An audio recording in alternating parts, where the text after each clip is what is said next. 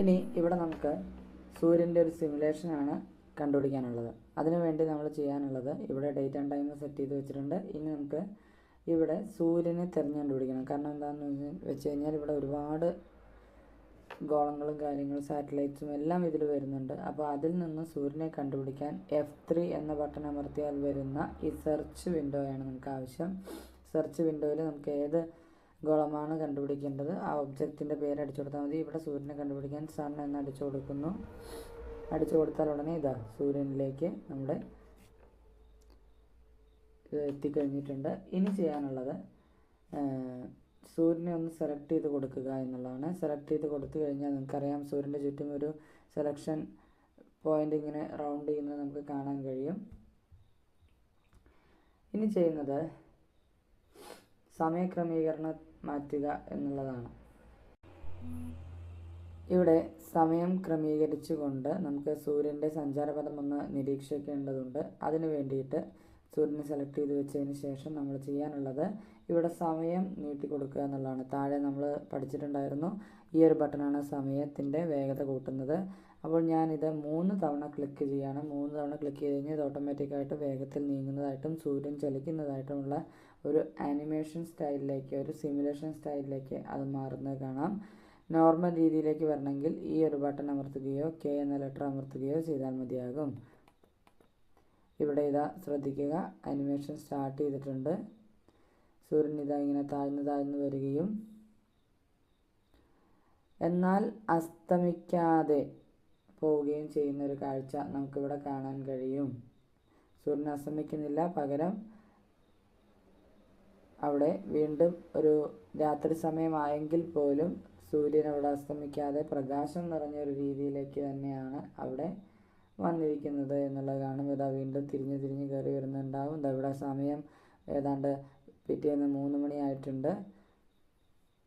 ആ സമയത്തും സൂര്യൻ അസ്തമിക്കാതെ തന്നെ നിൽക്കുന്നത് നമുക്ക് ഇവിടെ കാണാൻ കഴിയും. 21-ാം തീയതി വൈകിട്ട് 6 മണിക്ക് തുടങ്ങി ഇപ്പോൾ 22-ാം തീയതി രാവിലെ 7 മണി 8 മണി സമയമായിട്ടുണ്ട്. ഇവിടെ സൂര്യൻ അസ്തമിക്കാതെ സഞ്ചരിക്കുന്നത് നമുക്ക് വ്യക്തമായിട്ട് തന്നെ കാണാൻ കഴിയുന്നുണ്ട്. ഇനി നോർമൽ വേഗതയിലേക്ക് എത്തുന്നതിന് ഇത് ഇവിടെ ഒന്ന് ക്ലിക്ക് ചെയ്ത് കൊടുത്താൽ മതി, അല്ലെങ്കിൽ K എന്ന ലെറ്ററിലൊന്ന് അമർത്തി കൊടുത്താൽ മതിയാകും. കണ്ടെത്താൻ പറഞ്ഞിട്ടുള്ളത് പാഠത്തിൽ ഏതാനും സ്ഥലങ്ങളിലെ ഇതുപോലെയുള്ള സൂര്യൻ്റെ മൂവ്മെൻ്റ് എങ്ങനെയാണ് എന്നുള്ളത് കണ്ടുപിടിക്കാനാണ് പറഞ്ഞിരിക്കുന്നത്. അതായത് ഗ്രീഷ്മ അയനാന്ത ദിനങ്ങളിലെ സൂര്യൻ്റെ സഞ്ചാര ദിശ കണ്ടുപിടുത്താനാണ് പറഞ്ഞിരിക്കുന്നത്. വിവിധ സ്ഥലങ്ങളാണ്, അതിലെ ഓരോ സ്ഥലങ്ങളുടെയും കണ്ടെത്തുന്നത് അതൊരു സിമുലേഷൻ രീതിയിലേക്ക് പ്രവർത്തിപ്പിക്കുന്നത് ഇവിടെ ഇപ്പോൾ കാണിച്ചു തരാം. അതിലാദ്യമായിട്ട് വരുന്നത് മലേഷ്യയിലെ കോലാലംപൂർ ആണ്. അപ്പോൾ അവിടെ നമ്മൾ ചെയ്യാനുള്ളത് ആദ്യം ലൊക്കേഷൻ വിൻഡോ എടുത്തുകൊണ്ട്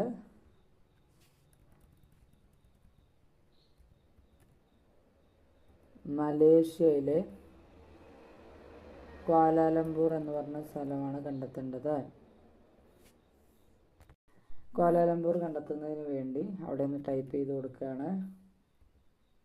ഇതാ കിട്ടിയിട്ടുണ്ട്, ക്വാലാലംപൂർ കിട്ടിക്കഴിഞ്ഞിരിക്കുന്നു. ഇനി അവിടെയുള്ളത് സൂര്യനെ കണ്ടുപിടിക്കുക. ഇവിടെ സൂര്യൻ ഓൾറെഡി നമുക്ക് കാഴ്ചയിൽ തന്നെ വരുന്നുണ്ട് എന്നുള്ളതുകൊണ്ട് നേരിട്ട് ഞാൻ സെലക്ട് ചെയ്തു. അതേപോലെ താഴെയായിട്ട് നോക്കിക്കഴിഞ്ഞാൽ ദിശകൾ നമുക്ക് രേഖപ്പെടുത്തിയിരിക്കുന്നത് റെഡ് കളറിൽ രേഖപ്പെടുത്തിയിരിക്കുന്നത് കാണും.